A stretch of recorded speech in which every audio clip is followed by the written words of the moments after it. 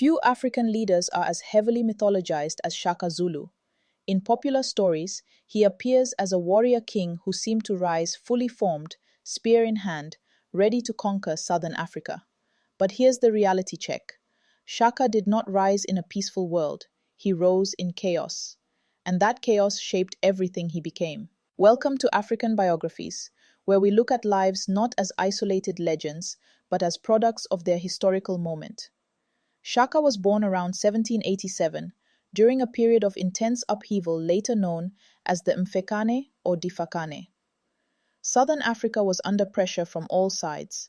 Droughts caused food shortages, populations were growing, land was scarce, and small chiefdoms competed fiercely for survival.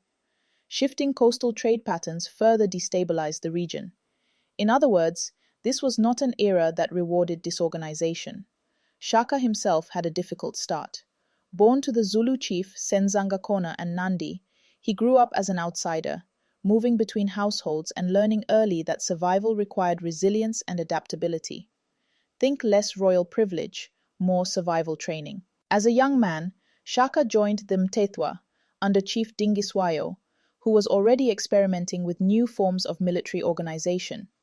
Here, Shaka learned discipline, strategy, and innovation, skills perfectly suited to a world in crisis. When he became Zulu leader in 1816, the region was already in motion, kingdoms rising and falling, communities migrating, and violence spreading. Shaka's military reforms were not random brilliance, they were practical responses to a dangerous environment. He introduced the short stabbing spear, the Iklua, ideal for close combat. Large cowhide shields allowed tight formations. His famous bullhorn strategy helped surround fast-moving enemies. Permanent military settlements enabled rapid response where delay could be deadly. These reforms did more than win battles. They helped forge a new political order, absorbing displaced communities and imposing structure where fragmentation had once ruled. Shaka ruled for only 12 years.